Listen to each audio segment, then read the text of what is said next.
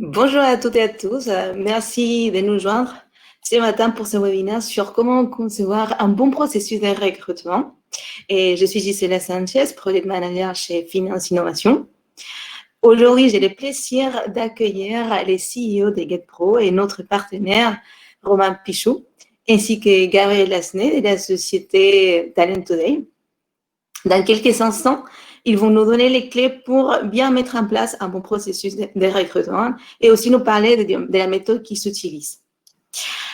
Aujourd'hui, le recrutement doit s'adapter aussi au nouveau contexte et ce webinaire va justement vous donner les meilleurs conseils.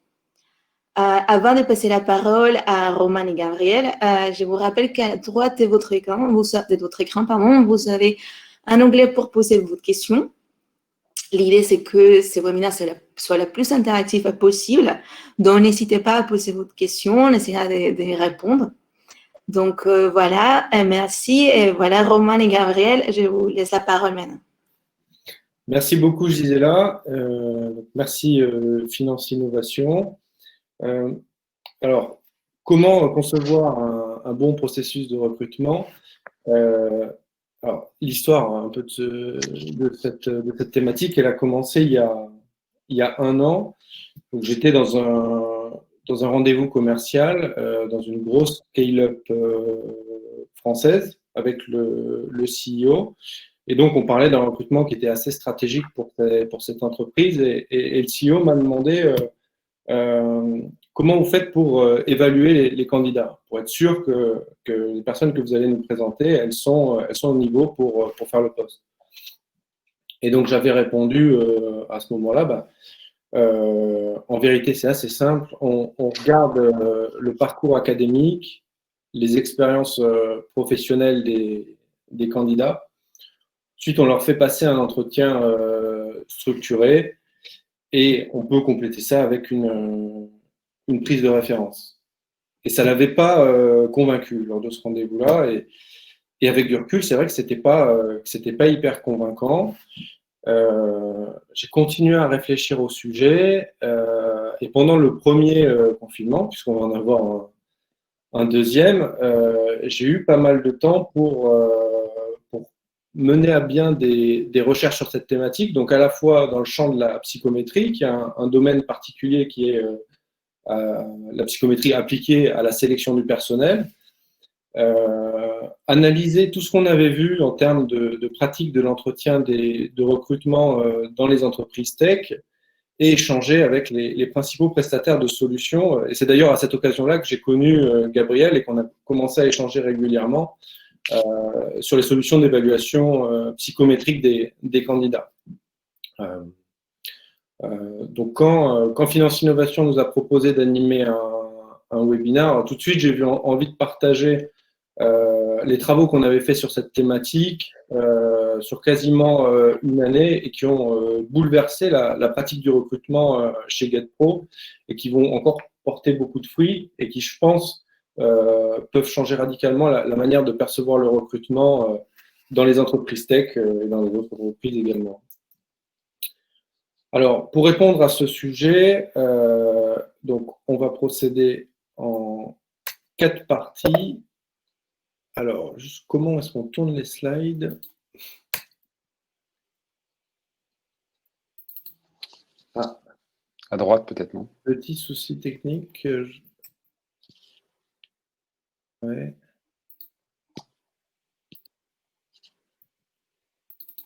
Alors, j'ai un petit souci pour passer les slides. Est-ce que quelqu'un peut m'aider? Alors, normalement, c'est un partage d'écran, donc qui doit retirer peut-être le mode plein écran sur votre... Ah, ok, très bien. Et, c'est bon, merci. Ok. C'est pas sur la bonne page. Pas de souci. Ok. Donc, pour répondre à ce sujet, on a prévu de faire 4 parties. D'abord, d'évoquer les spécificités du recrutement dans les entreprises du secteur des nouvelles technologies. Donc, GetPro, mon cabinet, on est spécialisé sur les entreprises du secteur des nouvelles technologies, donc start-up, scale-up, filiales tech de grands groupes et ESN. Et c'est là où on a le plus grand nombre de connaissances. Et je pense qu'il y a des spécificités aux entreprises dans les nouvelles technologies.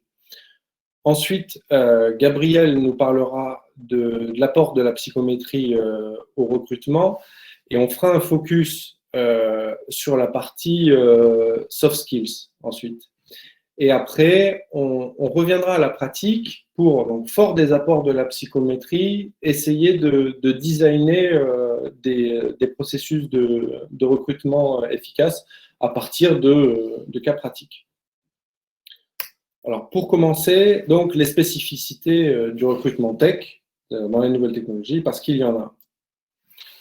Alors, la première, c'est les entreprises technologiques.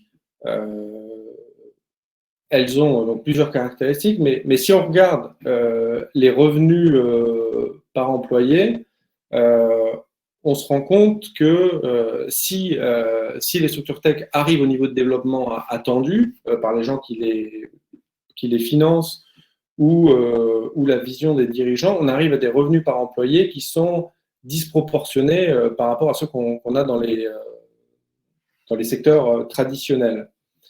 Et donc ça, on peut le voir également si on prend la capitalisation boursière par employé ou la valorisation par employé ou la taille du marché cible qui est la taille du marché ciblé par employé.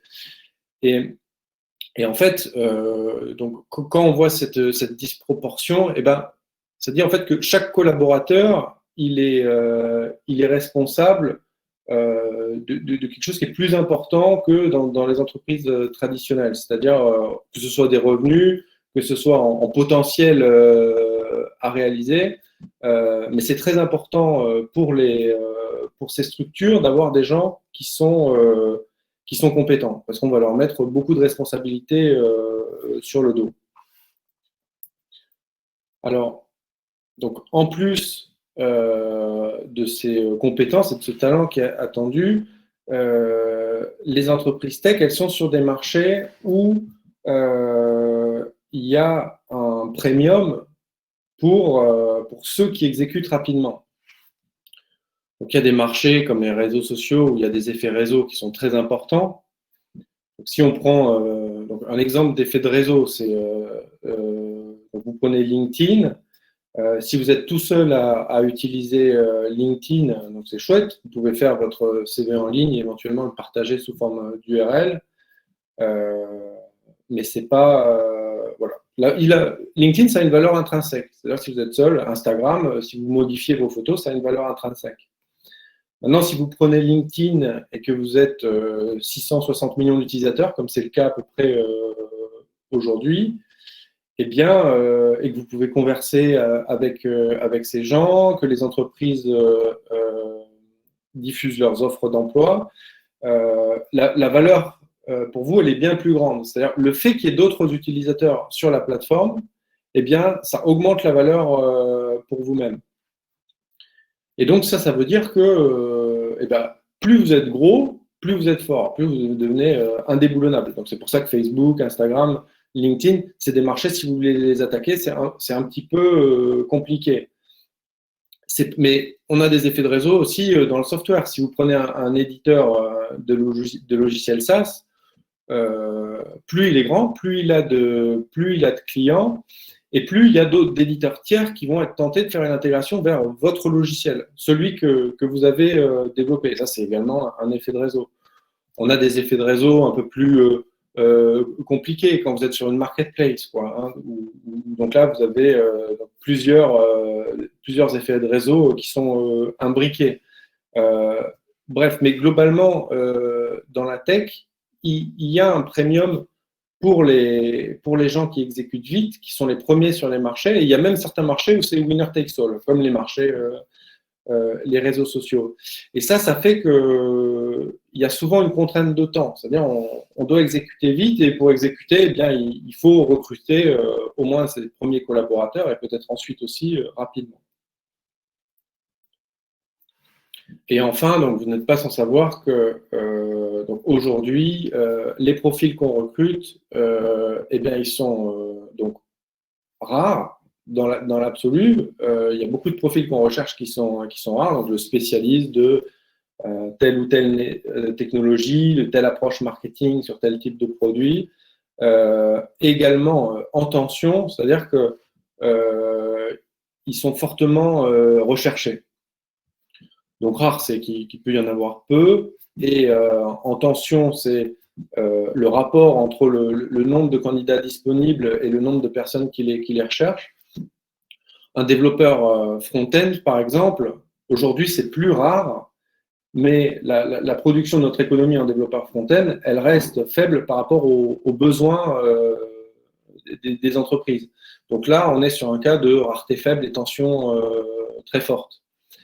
Et si on cherche un expert en géolocalisation sur mobile, et là, on a à la fois une rareté forte et une tension forte.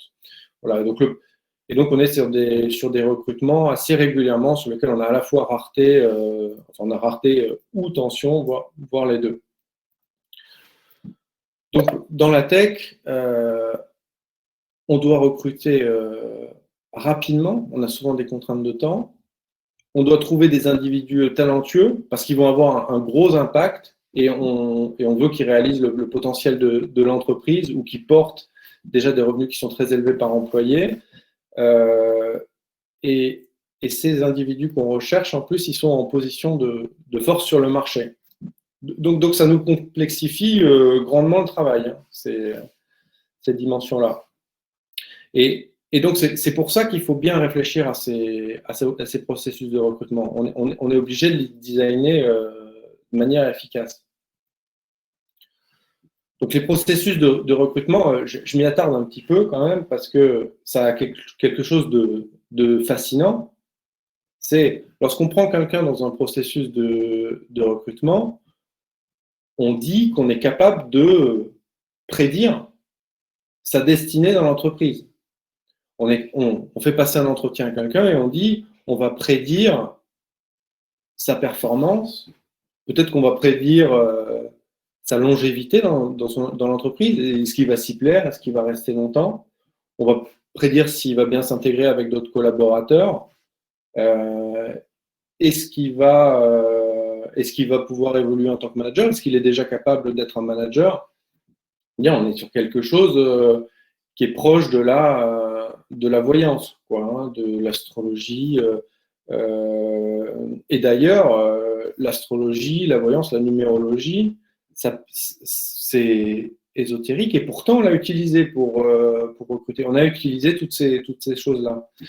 Et peut-être que ça vous fait un peu sourire, mais aujourd'hui encore, il y a de très nombreux cabinets de recrutement en France, de dirigeants, qui utilisent la graphologie, par exemple. Et la physiologie, c'est également une pratique qui est assez répandue. Quand on parle de l'entretien non structuré qui est pratiqué donc à l'intuition, on n'est pas si loin de ce genre de choses. Donc je vous rassure, hein, je ne vais pas vous parler d'astrologie aujourd'hui, même si ça pourrait être intéressant. Hein. Mais on va plutôt faire appel au domaine de la psychométrie. C'est pour ça que Gabriel est là, puisqu'il apporte des méthodes rationnelles et qui sont très intéressantes sur notre pratique aujourd'hui du recrutement. Oui. Gabriel. Oui. Alors, je vais repartager mon écran, moi, très rapidement, pour pouvoir passer le slide de mon côté. Est-ce que tu peux te déconnecter, Romain? Yes.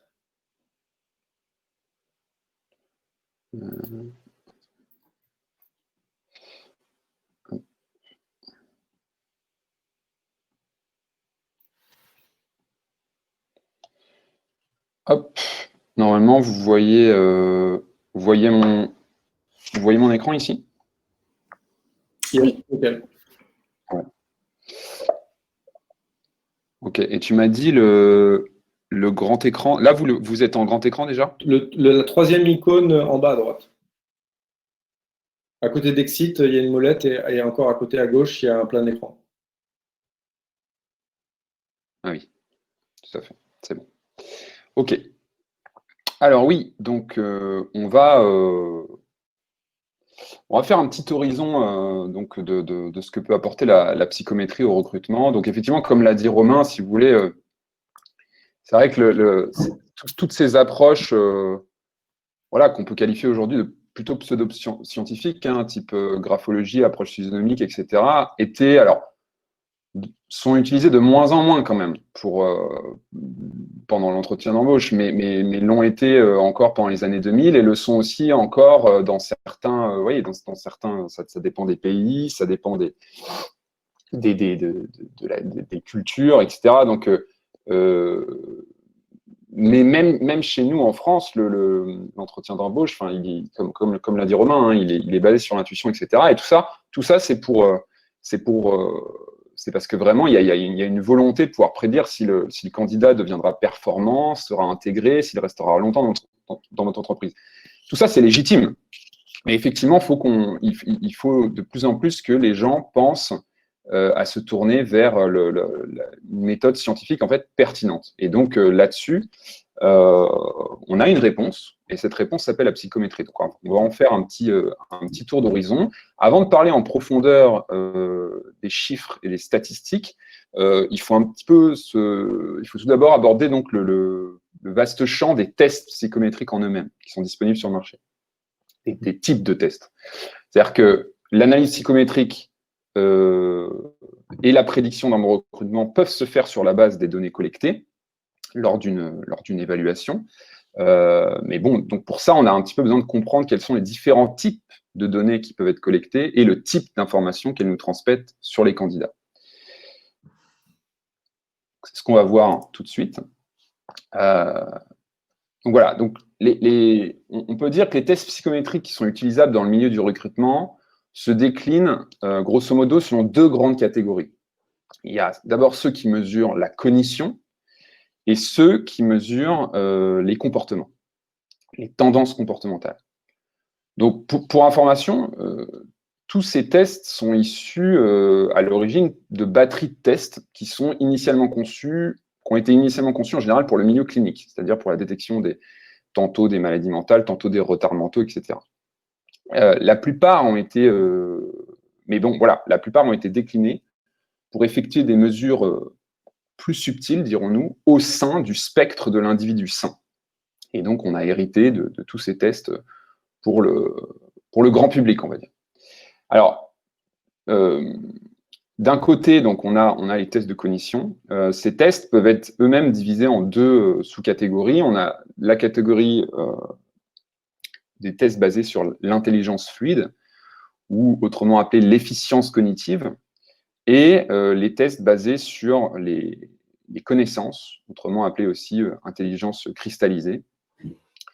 Donc en général, dans ces tests, on va dire la caractéristique commune, les deux grandes caractéristiques communes, c'est que les réponses peuvent être correctes ou non, et le temps est souvent limité.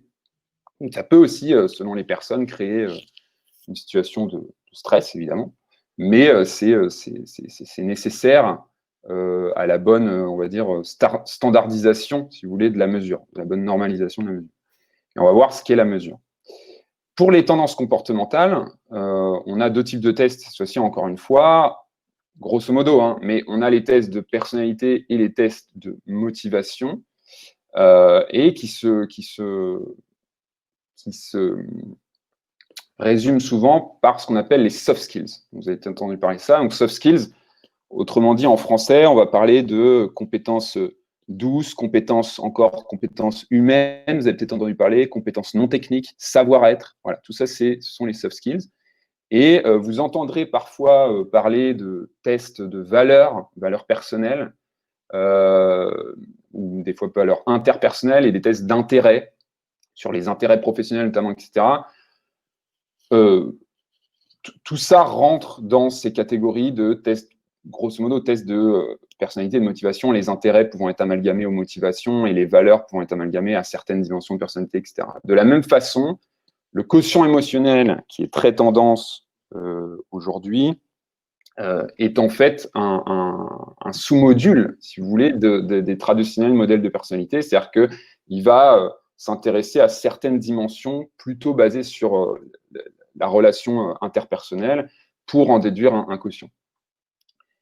Ce qu'il faut bien comprendre, c'est que les réponses qui sont données à ce type de test, statistiquement, observent toute une distribution gaussienne. Donc, c'est cette fameuse courbe en cloche. Ce phénomène, c'est un phénomène empirique, c'est-à-dire qu'il a été basé sur l'observation. Hein. Il est bien connu des champs des mathématiques appliquées. Ils se servent des propriétés de la distribution gaussienne pour calculer tout un tas de choses au quotidien. Et on peut voir que, donc, ici, vous avez un exemple, mais le quotient intellectuel donc, suit évidemment ce type de distribution. Le quotient intellectuel, c'est l'output qu'on a, la sortie qu'on a sur un test, comme je l'ai dit précédemment, d'intelligence. Il va suivre donc ce type de distribution. Alors, qu'est-ce que ça veut dire? C'est-à-dire que ici, sur une distribution en cloche comme ça, on va avoir un quotient moyen pour la population mondiale, hein, même de 100 à peu près. Et la majeure partie, ce type de courbe nous montre que la majeure partie de la population se situe entre 90 et 110 de quotient intellectuel globalement. Et ensuite, on va avoir aux extrêmes une proportion très faible de personnes qui vont correspondre soit à un QI inférieur, voire à très inférieur, c'est-à-dire en dessous de 75. Donc, bon, encore en dessous, on est sur des retards mentaux, hein, clairement. Mais, et de l'autre côté, on va avoir les QI supérieurs à très supérieurs qui vont être au-dessus de 125, 130, etc.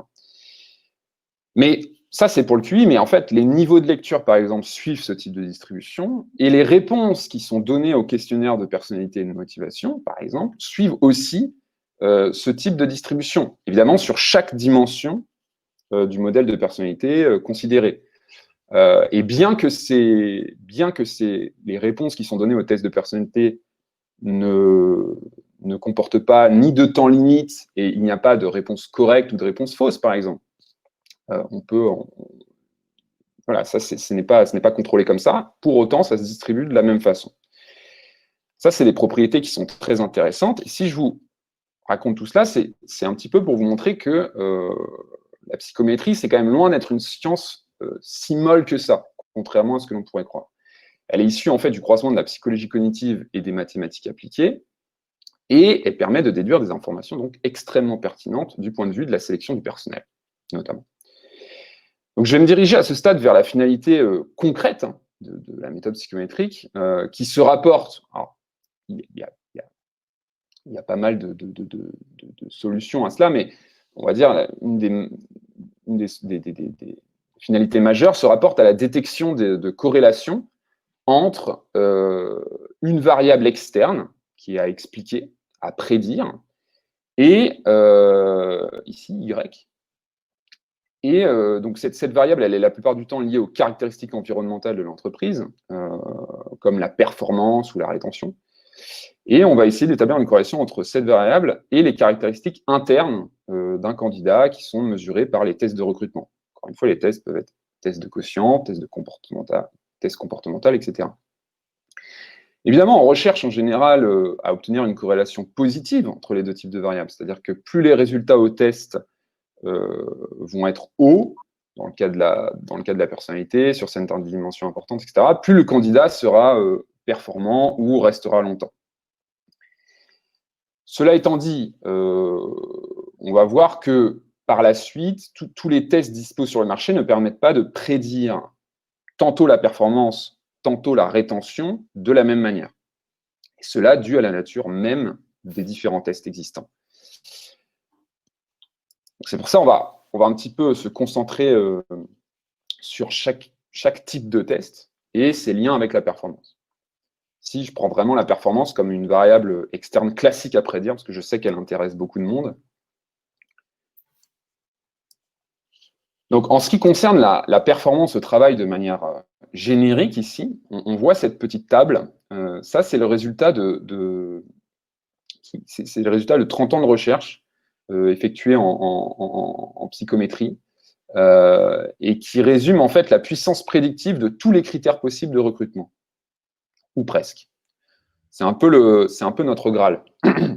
Donc, sans rentrer dans les détails, il y a deux idées essentielles à retenir de cette table. La première, c'est que, pris indépendamment, les tests d'intelligence dont je vous ai parlé précédemment, mais on va voir un petit peu plus en détail à quoi ils correspondent, mais les tests d'intelligence générale, là, ce que vous voyez qui est écrit GMA en anglais, General Mental Ability Test, ces tests, ils sont loin devant tous les autres méthodes en matière de prédiction de la performance. Ça, il n'y a pas de doute, quand ils sont pris vraiment seuls.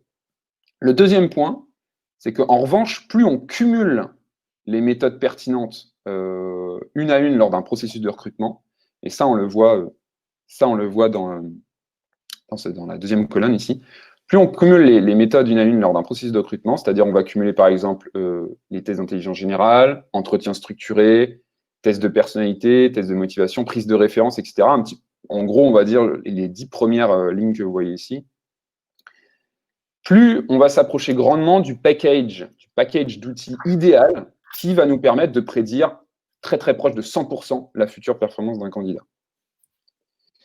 Ça, c'est assez fort. Alors, maintenant, on va s'intéresser à un exemple plus spécifique, lié encore une fois au test d'intelligence, mais pour prédire, on va dire, une variable très locale de performance.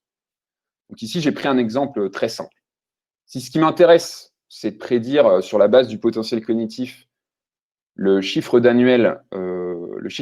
d'affaires annuel généré par les vendeurs de mon entreprise, je peux me constituer un échantillon de population dans lequel je vais évaluer les aptitudes cognitives de mes vendeurs et je vais les corréler à leur chiffre d'affaires annuel généré. Donc la table, là, ce que vous voyez ici, donc on a le chiffre d'affaires ici, on a les résultats au test. On obtient une corrélation de 0,91. Bon, évidemment, c'est totalement factice. Hein. Donc, c'est vraiment le point, c'est pas voilà. Mais donc 0,91, c'est une corrélation très forte. Et mais donc voilà. Là, vous allez me dire, ok, il y a une corrélation très forte, mais qu'est-ce que j'en fais moi de ça en fait? Vous avez raison. Faut pouvoir en déduire quelques petites informations supplémentaires. Donc c'est ce qu'on va voir là. Là, il y a deux choses qui peuvent être déduites. La première chose, c'est que en se basant donc sur la régression linéaire qu'on fait pour obtenir la corrélation, on a des paramètres supplémentaires, et donc on peut dire en premier que si chaque individu de l'échantillon voyait ses résultats au test augmenter ne serait-ce que de 25%, donc 25% sur l'employé 1, 25% sur l'employé 2, 25% sur l'employé 3, etc., par rapport à la moyenne, donc, si chaque employé voyait sa performance augmenter de 25%, enfin son résultat au test augmenté de 25%, cela augmenterait donc le chiffre d'affaires global généré en cumulé de 38%. Ça, c'est le premier fait. Le deuxième fait, c'est pour un candidat extérieur, sur un tel exemple, une augmentation des résultats au test de 25% par rapport à la moyenne des vendeurs d'entreprise augmenterait le chiffre d'affaires moyen généré par tête de 28%. C'est quand même assez intéressant. Donc, on a d'un côté un chiffre d'affaires cumulé global qui augmenterait drastiquement si tous les employés avaient des résultats au test un peu plus forts. Et puis, on peut aussi prédire un chiffre d'affaires moyen par tête.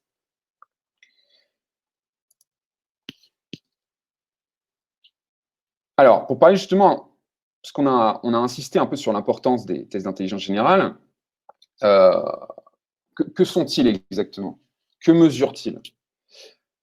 Les tests d'intelligence générale constituent une multitude de tests qui réfèrent tous au facteur d'intelligence générale, le facteur G. Donc, ce facteur reflète notre capacité à raisonner sur de nouveaux problèmes sur la base de notre potentiel cognitif. C'est un petit peu notre câblage, sauf que c'est aussi sur la base de nos connaissances acquises. Vraiment, ici, on a les deux aspects, l'inné et l'acquis. Les tests de facteur G contribuent tous en partie à définir un quotient intellectuel, que j'ai discuté précédemment. Et alors, l'idée, c'est que ces tests se doivent, comme vous le voyez ici, se doivent de mesurer quand même une partie bien spécifique de l'intelligence générale pour éviter le bruit statistique, c'est-à-dire la confusion entre deux variables. On a donc une multitude de tests qui sont corrélés entre eux, qui mesurent un facteur général G, mais chacun de ces tests, comme vous pouvez le voir, on a l'intelligence fluide, l'efficience cognitive, l'intelligence cristallisée, mais on peut avoir aussi des tests de mémoire et d'apprentissage, des tests de représentation visio-spatiales, des tests de représentation auditive, des tests de récupération en mémoire, etc., des tests de vitesse de traitement aussi. Et donc, au passage, pour vous dire, la frontière, faut pas non plus voir ça comme quelque chose de complètement scindé, hein. La frontière entre intelligence fluide et connaissance générale est quand même parfois assez mince. C'est-à-dire que il y a de nombreux tests en fait qui sont dits d'intelligence fluide, qui en fait doivent comporter un degré minimum d'éducation pour pouvoir les résoudre. Donc, vous pouvez voir là, ici, par exemple, ce qu'on appelle le test de number series ou les tests d'analogie. Si vous n'êtes pas éduqué, donc au minimum, hein, j'entends, vous n'avez pas appris à les chiffres digitaux, vous n'avez pas appris comment dire, la lecture, etc., ça va être compliqué de faire ces tests-là. En revanche, le raisonnement matriciel, par exemple, qui est basé sur de la symbolique majoritairement, je vais prendre un exemple très, très exagéré, mais un enfant sauvage de 20 ans, qui n'a reçu aucune éducation, donc pourrait très bien, s'il a un IQ voilà, assez élevé, les résoudre, et même les résoudre de manière avec plus de succès qu'un étudiant de 20 ans, par exemple. Je prends un exemple très exagéré, mais c'est un peu ce que dit le test d'intelligence fluide pure. Alors, là, pour finir sur les tests d'intelligence générale et leur lien avec la performance, ce qui est intéressant, en fait, en particulier entre les résultats obtenus à ces tests et la performance, c'est que plus le job est complexe, plus la corrélation est forte. Et plus le poste est senior, plus la corrélation est forte. Et ça, c'est précisément parce que, comme on peut le voir ici, avoir un haut quotient intellectuel, ça permet en fait d'apprendre plus facilement. Donc, la forte, on va dire, corrélation entre la perf et les tests d'intelligence générale, elle est plutôt indirecte ici, c'est ce passage ici. Elle passe par le savoir-faire. La connaissance métier, c'est la variable directement corrélée à la performance, comme l'on pourrait s'y attendre. Mais néanmoins, donc, le graphe nous indique que si la nature des tâches à réaliser change soudainement ou évolue rapidement, un individu avec un haut quotient intellectuel sera à même d'intégrer beaucoup plus rapidement les nouvelles connaissances à avoir, et cela impactera donc, sa performance, si vous voulez, globale. Or, ici, comme nous allons le voir avec Romain, cette information elle est particulièrement pertinente, puisque dans le secteur de la tech, dont je crois la majorité de l'audience fait partie, la nature des tâches est quand même, l'environnement est particulièrement changeant en termes de projets quotidiens, etc. Et ça dépend énormément des opportunités rencontrées. C'est quand même un fait extrêmement intéressant par rapport à ça. Alors, on a vu, du point de vue le lien entre les tests d'intelligence et la performance. On va toujours s'intéresser à la performance, mais cette fois-ci du côté dans ce que j'ai appelé les soft skills. Donc, dans un premier temps, donc, que sont les soft skills? Comme je vous l'ai dit, les soft skills correspondent à toutes ces compétences humaines qu'on ne peut qualifier en fait de hard skills, de savoir-faire, ce sont tous les savoir-être. Donc, tels que la manière dont on communique, la manière dont on résout les conflits, la manière dont on dirige, la manière dont on travaille en équipe, la manière dont on travaille seul, la manière dont on considère les règles en entreprise, dont on réagit au changement, etc., etc. Les soft skills, ce sont les comportements observables donc, des individus, ces schémas d'action qui répondent en fait à un triptyque bien défini. Donc, en fonction du contexte professionnel dans lequel ces comportements sont exhibés, la personnalité de l'individu va déterminer la nature de ces comportements et les motivations sont là pour orienter et aider au maintien de ces comportements, de ces mêmes comportements, vers un objectif donné. La personnalité ici, elle se rapporte au comment se manifeste le comportement. C'est-à-dire que c'est le setup, si vous voulez, le mindset attitudinel et émotionnel d'un individu. Et sauf que ce mindset, ce setup, il est difficilement observable a priori. C'est une sorte de black box. Les motivations, de la même façon, sont difficilement observables peur C, en fait. Et elles correspondent aux déclencheurs, si vous voulez, psychologiques qui vont entraîner les comportements. Donc, elles naissent des désirs et des besoins profonds des individus. Elles se rapportent vraiment au pourquoi le comportement se manifeste. En tous les cas, on a besoin donc de mesurer la personnalité et les motivations au travers d'outils scientifiques qui agissent comme des filtres aux lieux communs, des filtres sur les lieux communs, afin de prédire les futurs comportements en milieu professionnel de manière suffisamment pertinente.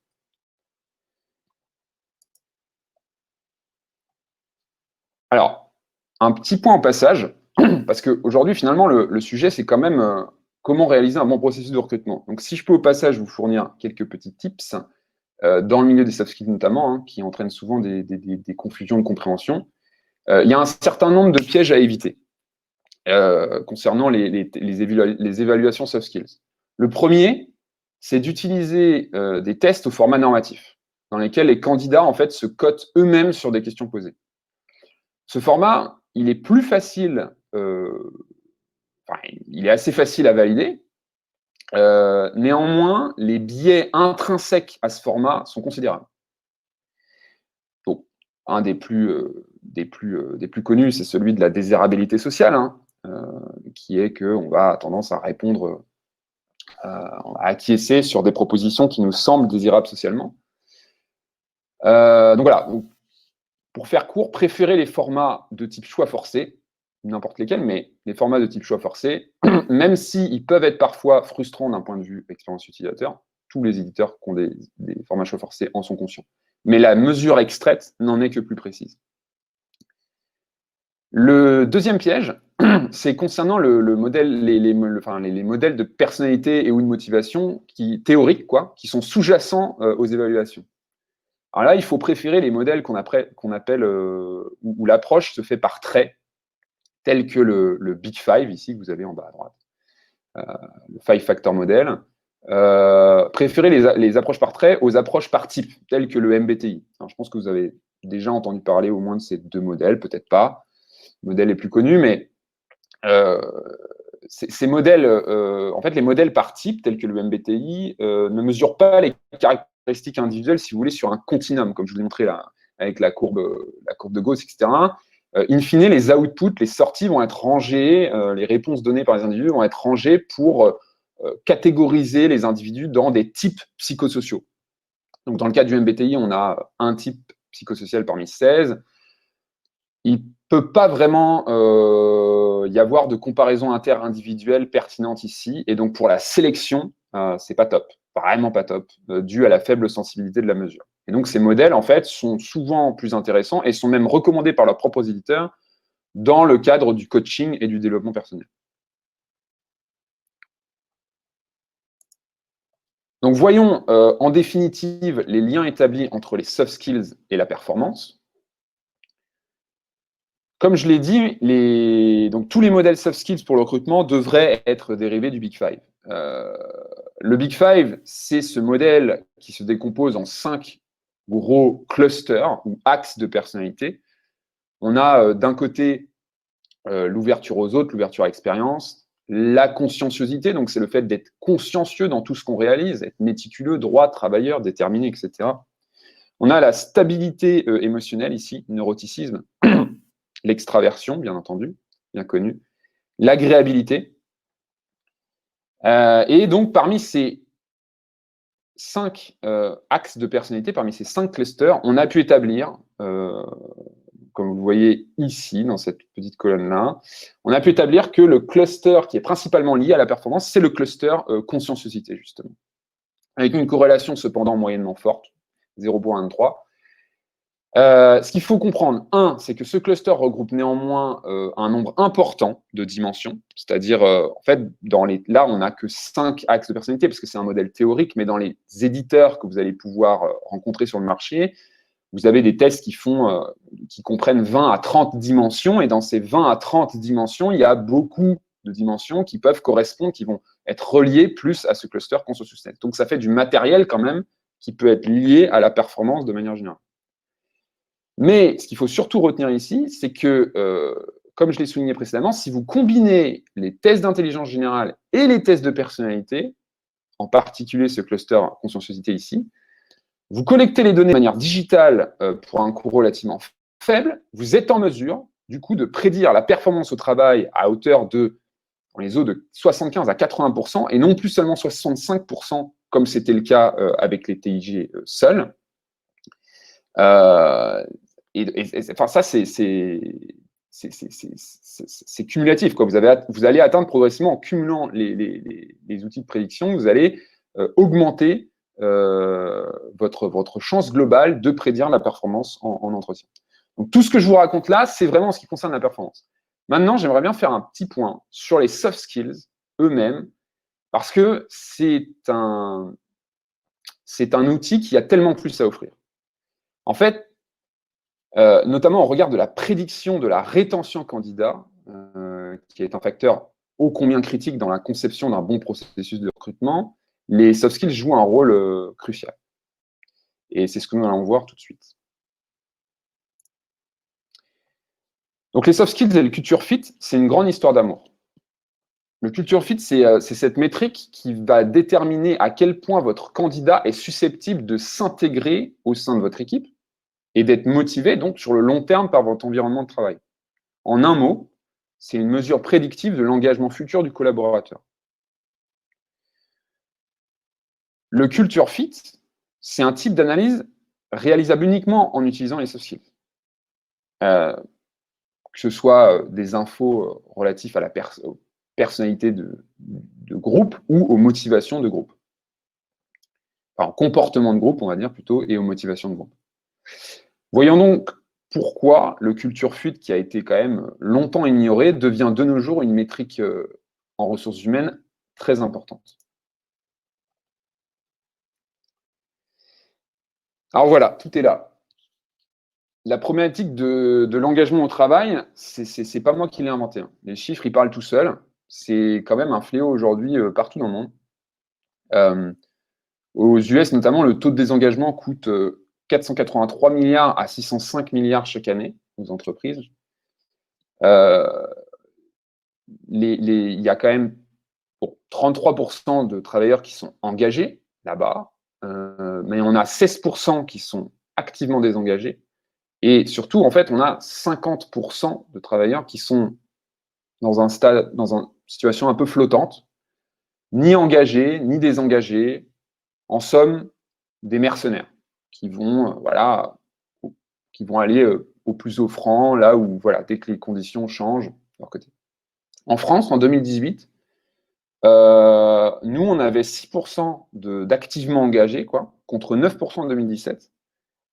Et 75%, tandis que 20% sont activement désengagés, 74% de notre côté, 75%, les 3/4, sont dans cette situation aussi flottante, ni engagés, ni désengagés. Alors, c'est ce qu'on va aborder là. Donc, alors, en définitive, il y a différents contextes professionnels qui peuvent mener au désengagement des employés. Le plus fréquent, c'est lorsque les politiques d'entreprise et les conditions de travail ne répondent pas aux attentes initiales. En revanche, je voudrais reparler de cet aspect, flottant là, dont je vous ai parlé avant, les gens qui sont ni engagés ni désengagés. En fait, on a pu observer des cas plus subtils dans certaines structures, la plupart du temps en petites structures, là où la croissance doit être la plus forte. Ce que vous voyez un petit peu sur ce qu'on a essayé de résumer avec cette courbe. Donc, on l'a vu précédemment, pour procéder à un bon recrutement, vous allez souvent chercher à maximiser en priorité la prédiction de la future performance du candidat. Or, en suivant continuellement ce raisonnement, sans jamais prendre en compte, disons, les soft skills candidats et leur bonne compatibilité avec ceux de l'équipe, bien évidemment dans le but de préserver une alchimie d'équipe globale, eh bien, en suivant continuellement le raisonnement de la performance, vous risquez à terme de n'embaucher, justement, comme je l'ai dit avant, plus que des mercenaires. Des individus qui, en fait, une fois le seuil maximal ici de performance atteint au sein de votre entreprise, privilégieront rapidement leur évolution personnelle et se tourneront vers d'autres opportunités pour apprendre de nouvelles choses, grandir, etc. Forcément, ce que vous n'avez pas insisté sur l'alchimie d'équipe. Alors, ça, j'ai tenté de résumer un petit peu les principales causes au désengagement, mais dans tous les cas, quelles sont les conséquences maintenant du désengagement? Conséquence, c'est que le désengagement progressif d'un collaborateur peut rapidement devenir un poids pour le reste de l'équipe. Je pense que vous l'avez tous expérimenté. Et ça nous renvoie à appliquer la théorie des contraintes en ressources humaines. La théorie des contraintes, qui est très souvent rappelée en gestion projet, trop souvent invoquée en gestion projet, c'est ce paradigme qui nous dit que si vous ajoutez de la bande passante en termes de capacité de travail dans l'une de vos équipes, une autre équipe, souvent celle ici qui doit traiter les tâches en aval, va forcément se retrouver complètement sous l'eau, ce qui va faire patiner l'ensemble du projet. Eh bien, de manière similaire, recruter un candidat sans prendre en compte le culture fit, qui plus est si votre culture de travail est forte, avec un fort esprit d'équipe, homogène, etc., ça peut mener ce candidat à devenir votre futur goulet d'étranglement en termes de synergie d'équipe. Il pourra être performant, puisque la performance est quand même relativement orthogonale aux cultures fit en soi. Les deux mesures peuvent être isolées, on l'a vu. Il pourra être performant, mais non adapté à votre culture de travail en entreprise. Et alors, de façon cruciale, la théorie des contraintes stipule qu'un seul élément, donc ici notre individu, peut renverser une dynamique d'ensemble s'il n'est pas adapté. Et donc, on a pu constater que ce phénomène entraîne bien plus souvent qu'on ne le croit des désastres RH incroyables, notamment en start-up. Allez, un terme pour résumer l'origine de ce genre d'incident. C'est le cas nous, on appelle ça le fameux toxic A-player.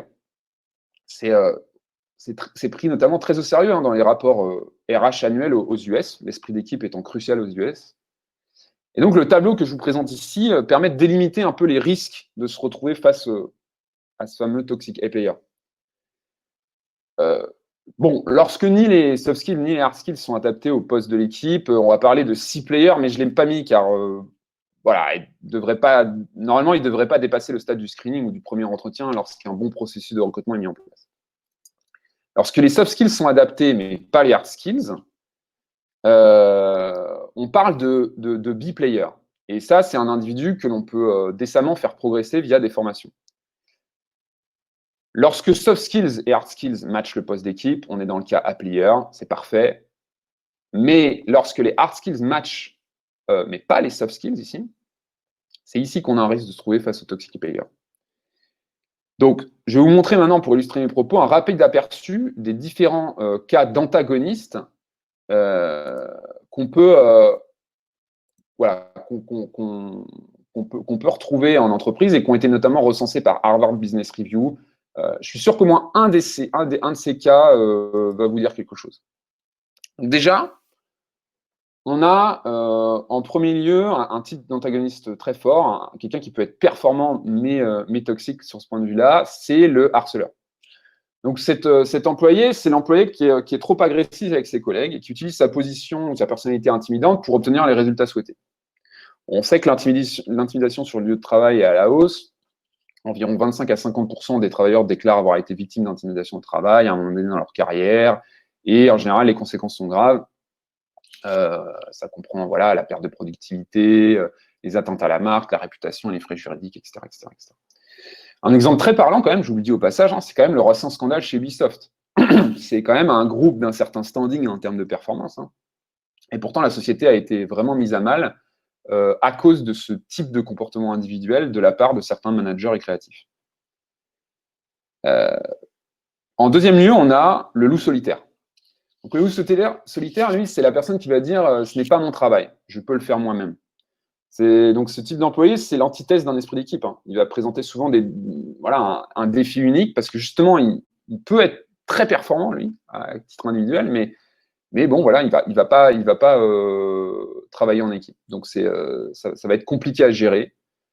On a, bien évidemment, la commère. Donc, cette personne, en général, c'est la personne qui n'a pas vraiment quitté le lycée ou l'université. Ils aiment créer des drames, voilà, par la propagation de rumeurs et être dans les petites affaires de tout le monde. On a l'agitateur d'un point de vue émotionnel, quoi, l'instable émotionnellement. Donc lui, en général, enfin, ce type de personne, c'est la personne qui n'arrive pas à gérer les situations stressantes, en fait. Ils vont utiliser leur environnement de travail comme cabinet de thérapeute et peuvent devenir de gros perturbateurs. Et enfin, le monsieur je sais tout. Donc, monsieur je sais tout, bon, je pense qu'on en a tous connu un, en vrai. On va pas se mentir là-dessus. Donc, c'est en général la personne sans aucune mentalité d'apprentissage et de curiosité. Alors, je rappelle encore une fois que tous ces types d'antagonistes sont potentiellement de gros performants individuels. Simplement, ils peuvent nuire de façon importante à la dynamique de l'équipe. J'ai presque terminé. Moi, j'ai envie de vous parler, de vous dire juste qu'il y a des moyens scientifiques pour parer à ce genre de cas individuel, justement. Et le premier, c'est de considérer la culture soft skill de groupe. La culture de travail d'un groupe, elle est définitivement mesurable. Donc, ça, c'est un exemple de ce qu'on a pu réaliser à Talent Today il y a quelques années. On a dressé le portrait de la culture de travail de la plupart des grandes entreprises que nous avions dans notre base de données, de plus de 4 millions d'utilisateurs. Bon, leur nom importe peu. On a simplement analysé les caractéristiques soft skills prédominantes de ces entreprises en fonction de leur champ d'application business. Donc, on a ensuite, comme vous pouvez le voir ici, réalisé une jolie analyse de graphe et on a positionné dans l'espace, en réalisant un cerveau au passage, on a positionné dans l'espace les entreprises en fonction de leur similarité et de leur différence en termes de soft skills. Et ça a permis de mettre en évidence, comme vous voyez ici, 6 différents clusters de soft skills, donc différentes palettes de soft skills. L'un étant, par exemple, en vert, c'est la combinaison de un faible besoin de variété, une persuasion haute et une faible confiance en soi. On a pu montrer donc ces 6 différents clusters et à chaque fois, ces clusters renvoyaient à un champ d'application business bien distinct. Donc là, par exemple, en rose, on a, vous voyez, on a les environnements compétitifs importants. On a ici le secteur de l'armée, notamment, etc., etc. Donc ça, en fait, de manière générale, ça démontre que ça démontre à quel point les champs d'application et la nature des projets des entreprises influent sur les soft skills en fait, de leurs collaborateurs. Et sans doute vice-versa, mais ce qui nous intéresse, c'est que chaque entreprise on a pu se rendre compte que va avoir une culture de groupe bien définie et propre. Donc on ne veut pas diluer en fait. Il ne faut pas diluer ce type de culture. Il faut plutôt trouver des candidats qui y montrent un certain degré d'adaptation. Et donc, pour finir, à un niveau plus local, on peut aussi dresser le portrait de la culture au travail, non pas cette fois-ci d'une entreprise, au travers d'une analyse de graphe, mais simplement d'une équipe, d'une unité business, ou même d'un département, sans parler des fonctions métiers, etc. Mais donc, on va pouvoir, par exemple, représenter, comme nous l'avons fait ici chez Talent Today, vous avez un exemple, un extract en fait de ce qu'on peut proposer comme produit dans notre web application. Là, ici, on peut représenter la culture de travail d'un groupe sous la forme de son propre ADN en termes de soft skills. Dès lors, sur la base donc, des résultats des résultats individuels constituant le groupe à notre test de personnalité et de motivation, on peut dresser une séquence de traits et de besoins ici. Donc là, en l'occurrence, on affiche les besoins, les motivations. Une séquence de traits et de besoins qui sont caractéristiques pour le groupe. Parmi ces traits, il y en aura qui seront plus prédominants que d'autres. Ce sont ceux qui sont en braquette avec des crochets ici, en l'occurrence. Et on peut parler donc au sein de l'ADN soft skills d'un noyau, d'accord, de cet ADN. Alors, pourquoi je vous explique tout ça? Parce que, en fait, la partie intéressante, les parties cruciales arrivent, c'est que on va pouvoir venir matcher ici, en fait, des candidats sur cette culture de travail, d'accord, pour le groupe. Donc ici, par exemple, on représentait la team Talent Today 2020, mais on va pouvoir représenter comme ça n'importe quelle équipe, n'importe quel département, et pouvoir venir matcher les candidats dessus en termes de culture fit, en termes de synergie. Voilà, messieurs, dames. J'ai beaucoup parlé. Donc, je vais maintenant laisser la main à Romain, qui va en fait intégrer tous ces concepts, tous les concepts que l'on vient de voir, dans une approche concrète et exhaustive du recrutement dans la tech. Romain, c'est à toi. J'arrive tout de suite.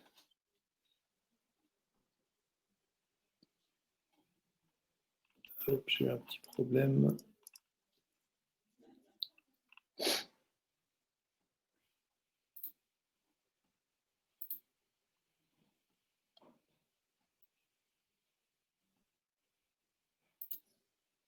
Hop, ça doit être bon là, normalement, on est revenu sur mon écran. Oui, c'est parfait. D'accord. Donc, fort de cet apport de la psychométrie, on peut essayer de les intégrer dans nos processus de recrutement pour essayer de trouver des corrélations trop fortes avec les outputs qu'on cherche, c'est-à-dire la performance, la rétention, l'intégration des collaborateurs. Alors, quand même, donc, des petits challenges dans la tech. Le premier, c'est que les populations qu'on a, elles ne sont pas aussi importantes que celles qu'utilisent les départements de recherche en psychométrie, qui vont prendre des populations qui sont dans le militaire, dans les grandes administrations ou dans les grands groupes. Alors, cela, ça ne nous empêche pas d'utiliser la psychométrie. Mais si vous êtes une start-up de 5, 10 ou 15 collaborateurs, avec, mettons, 2 ou 3 commerciaux, des populations qui sont assez limitées, ça ne sert à rien de créer des fonctions mathématiques pour calculer des corrélations. Ça ne va pas fonctionner. Vous pouvez le faire. Si vous avez 30 commerciaux dans votre entreprise ou des populations qui sont assez grandes, là, vous pouvez vous lancer dans des calculs. Sinon, voilà, si les populations sont faibles, intuitivement, vous pouvez chercher à utiliser des TIG pour voir si les gens qui ont des TIG élevés sont plus performants, si c'est réellement important. Et regarder voilà, sans utiliser de fonctions mathématiques. Donc, la taille des échantillons nous limite un peu, mais très vite, on peut commencer à modéliser. Hein. Donc, à partir de 30 collaborateurs. Donc, ça vaut le coup tout de même. Il y a un frein qui est non négligeable et sur lequel les boîtes tech peuvent beaucoup s'améliorer. Donc ça, je vous invite vraiment à le faire. C'est à revenir sur les résultats des évaluations des candidats lorsqu'ils étaient en processus de recrutement, ceux que vous avez embauchés. Aujourd'hui, c'est quelque chose que les entreprises font absolument pas. Et je dis on ne le fait pas dans la tech, mais on ne le fait pas non plus dans les grands groupes, quoi. On ne va pas se mentir. Et pourtant, ça, c'est une mine d'or en termes d'information. Vous prenez vos collaborateurs, ceux qui sont là depuis un moment, ceux pour lesquels vous avez les résultats d'entretien d'évaluation annuel. Pour les sales, c'est très pratique parce qu'on a la performance objective. Et sinon, vous voyez comment ils sont intégrés, comment ça se passe pour eux. Et ensuite, si vous avez des données sur les évaluations qui ont été faites de ces personnes-là lorsqu'ils étaient candidats, c'est très marrant d'observer. Est-ce que vous aviez décelé correctement la destinée du collaborateur? Qu'est-ce que vous aviez manqué? Qu'est-ce que vous aviez bien vu? Et quelles sont les corrélations? Est-ce qu'on retrouve régulièrement tel ou tel trait de personnalité chez les collaborateurs qui sont performants, chez ceux qui sont bien intégrés? Tout ce genre de choses. Donc, ça implique deux choses. Donc, il faut suivre de manière, disons, structurée les évaluations des candidats, c'est-à-dire mettre des évaluations. Donc, ça, c'est très facile. Et donc, je vous y invite vraiment, quand vous utilisez des outils d'évaluation psychométrique, du marché, les données, elles sont stockées. Donc, vous pouvez revenir dessus. Donc ça, c'est très pratique. Mais sinon, lorsque vous faites passer des entretiens structurés, des tests techniques ou ce genre de choses, à stocker les informations pour ensuite y revenir lorsque vous faites l'évaluation et pour voir. Vous pouvez avoir, il y a des choses qui peuvent ressortir parce que vous ne les observez pas dans des entretiens et ça peut vous permettre d'ajouter, de dire en fait, il y a cette caractéristique-là chez les gens qui sont performants chez nous ou qui sont bien intégrés et il faut qu'on arrive à l'évaluer dans les processus de recrutement. Il y a des choses qui vont être déterminantes dans leur performance et que vous avez et que vous allez peut-être sur lesquelles vous allez peut-être vouloir aller plus loin. Donc ça réclame de mettre en place un dispositif et de collecte des données, de structuration. Et ça, vous cueillerez les fruits de ce travail-là dans 6 mois, 12 mois. Il y a des entreprises qui le font et c'est des entreprises qui sont extrêmement performantes dans leur recrutement. C'est des scale-up qui ont 5-10 ans d'expérience, par exemple, ou des ESN qui ont développé une grande robustesse. C'est pas sectoriel, hein, je veux dire, c'est en général quelqu'un qui s'est intéressé au sujet, souvent le dirigeant, et qui a donné une impulsion. Mais c'est quelque chose qui pourrait être porté par les RH. Mais il y a beaucoup de valeur à apporter en structurant son suivi de l'information et en connectant ça avec des choses qui remontent ensuite de la performance opérationnelle des collaborateurs embauchés. Alors, si on revient à nos processus de recrutement, de manière très synthétique, hein, on cherche à évaluer 3 choses, quoi. Le potentiel, donc l'adaptabilité de la personne, sa capacité à résoudre des problèmes complexes, à apprendre l'information, voilà. Tout ce qu'on a regroupé, qu'on a vu un peu plus tôt dans l'intelligence, quoi. Les compétences, c'est-à-dire qu'est-ce que la personne a appris à faire. C'est plus que les connaissances, hein, parce que les connaissances, ça s'apprend vite. La compétence, par exemple, si on dit on veut que la personne elle soit capable de manager une équipe de 30 personnes, si on considère ça comme une compétence, je veux dire, il ne suffit pas d'avoir les connaissances théoriques, il faut l'avoir fait, et donc c'est un peu plus. Et motivation et culture fit, donc on en a parlé juste avant, on veut que la personne elle soit épanouie dans son travail, elle y trouve son compte, et on veut que ça se passe bien avec les autres en termes de valeurs. Et donc, il y a ces 3 versants. Et motivation et culture fit, on pourrait le séparer en 2 catégories, quoi. Là, on l'a regroupé en une. Et donc, alors, une erreur à ne pas faire, c'est à chercher un potentiel quand on cherche une compétence, ou l'inverse. Je vous donne un exemple assez simple. Quand vous cherchez un responsable paye, ça, c'est un métier d'expert. Il faut un bon niveau de connaissance et de pratique, quoi, de la paye. Là, vous voulez quelqu'un qui ait fait le métier. Pourquoi ? Parce qu'elle va importer dans votre entreprise quelque chose qu'elle a déjà fait ailleurs, qu'elle a appris à faire, et vous n'allez pas demander à votre responsable paye de révolutionner la paye, quoi. C'est pas l'idée. Et donc là, prenez quelqu'un qui a fait de la paye, quoi, pour gérer votre paye en interne. C'est tout à fait normal. Si vous cherchez, si vous êtes l'éditeur d'une solution SaaS qui a inventé sa catégorie, c'est-à-dire que vous faites un produit qui n'existait pas avant sur le marché, vous êtes le premier à l'avoir lancé, et vous recrutez parce que vous commencez à avoir des clients, un responsable des opérations qui va s'occuper de vos process opérationnels, faire que ça, mais il va le faire dans un environnement qui est totalement nouveau. Il ne va pas pouvoir imiter ce qui se fait ici ou là, en tout cas pas imiter totalement. Il va devoir créer des processus, inventer un modèle, quoi, pour faire fonctionner votre entreprise. Et donc là, dans ce type de position-là, vous allez chercher plutôt quelqu'un qui a du potentiel, c'est-à-dire qui va être adaptable, qui est rapide pour s'adapter au changement. Si cette personne, vous voulez la recruter pour être responsable des opérations, et en fait, ce que vous faites, c'est vous révolutionner la paye, ou quelque chose, un métier dans lequel il y a une contrainte réglementaire très forte et qu'il faut connaître, et ben, du coup, là, vous allez vous retrouver à devoir trouver quelqu'un qui a la compétence et le potentiel, les deux en même temps. Et là, je ne vous cache pas que dans la tech, on est dans une situation où le gros des postes qu'on recrute, ils se retrouvent dans la partie basse là, du cadran. C'est-à-dire on cherche soit des gens qui n'ont jamais fait ce qu'on va leur demander de faire, parce que c'est nouveau ce qu'on fait. Et donc, vous allez chercher des gens qui ont du potentiel, ou alors vous allez chercher à redistribuer les cartes sur votre marché, à changer la donne. Et donc, vous allez chercher quelqu'un qui connaisse la manière de faire, mais qui vont être capables de travailler sur un nouveau modèle et de créer des choses nouvelles.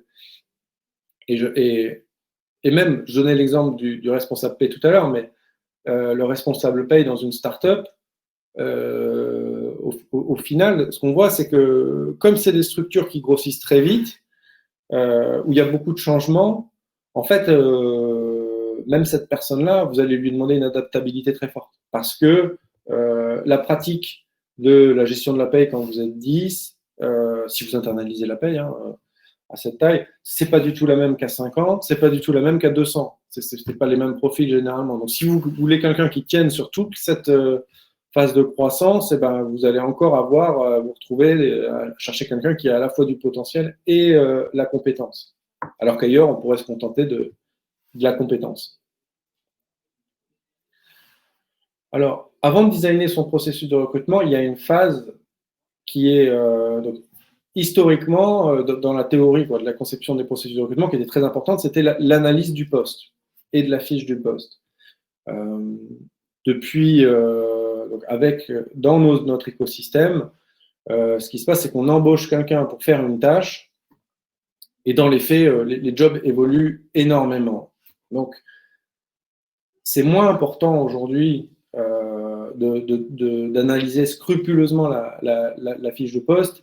Ce qu'il faut comprendre, c'est les compétences qui sont vraiment fondamentales, donc le potentiel et l'intégration. Mais après, ça varie tellement que si on cherchait des gens qui savent faire exactement ce qu'ils vont faire quand ils vont en entrant dans le poste, ben, en fait, c'est souvent une bêtise parce que 6 mois après, ils auront tout un tas d'autres tâches qui ne sont pas listées et sur lesquelles on ne les a pas évaluées pour entrer. Donc, il vaut mieux se concentrer sur le potentiel en général.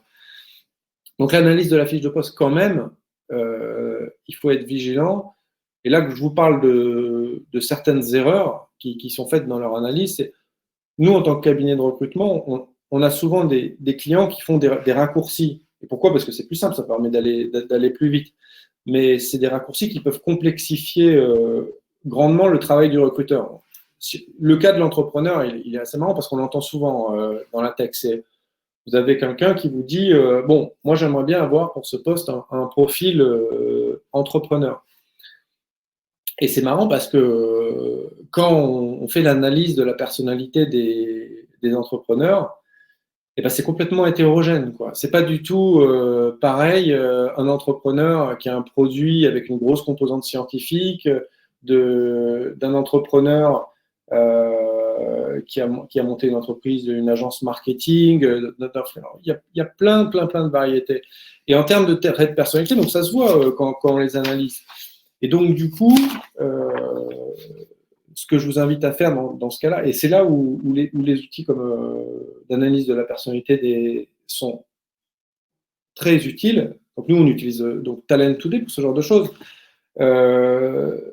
On peut, donc par exemple, je vous lis quelques traits de personnalité, mais en entrepreneur, on peut s'imaginer que c'est quelqu'un d'extraverti. Donc, disons qu'il est extraverti. Si on considère qu'il est opportuniste, positif, ambitieux, qu'il a besoin de se surpasser, mais on peut choisir d'autres traits de personnalité. Plutôt que d'opportuniste, l'opposé, c'est déterminé. Pour certains, l'entrepreneur, il est déterminé. Pour l'autre, il va être opportuniste. Mais ce que je veux dire, c'est que plutôt que de travailler avec un mot un peu fourre-tout, on peut lister les traits de personnalité attendus et ça va nous simplifier. En tout cas, ça va nous permettre de faire une recherche qui est plus précise. Et ça va peut-être élargir le pool de candidats. En tout cas, ça va permettre de rationaliser la réflexion sur ce genre de choses. Lorsqu'on met en place lorsqu'on design un processus de recrutement, donc il y a un principe qui va être important, une fois qu'on a analysé la fiche de poste et décortiqué un petit peu, c'est le principe de moins on connaît le candidat, moins on investit de ressources dans son évaluation. C'est-à-dire qu'on veut s'assurer, avant de passer du temps avec un candidat, que c'est un candidat qui est pertinent pour l'entreprise. Alors, ça, la plupart des entreprises qui sont bien structurées d'un point de vue du recrutement le savent, celles qui recrutent beaucoup. Vous avez des entreprises comme Content Square, par exemple, qui recrutent un très gros staff technique, des très gros besoins. Et donc là, vous avez des processus qui sont très bien designés où on mobilise le staff technique dans le recrutement une fois qu'on s'est assuré qu'il y avait un très bon fit. Voilà. Mais généralement, graduellement, au début d'un processus, on investit très peu. À la fin du processus, on peut investir beaucoup parce qu'on est sûr que cette personne a le potentiel pour rejoindre l'équipe. Donc, j'ai fait un petit peu une synthèse des types d'évaluation qui sont utilisés par les entreprises tech. Et donc, elles sont reprises dans ce tableau. Donc, si on passe rapidement, parce qu'il faut aller vite sur ces évaluations. Donc, le test d'intelligence, on en a parlé, c'est des tests qui coûtent très peu cher et qui sont très fortement corrélés au potentiel. C'est les évaluations qui sont le plus corrélées au potentiel.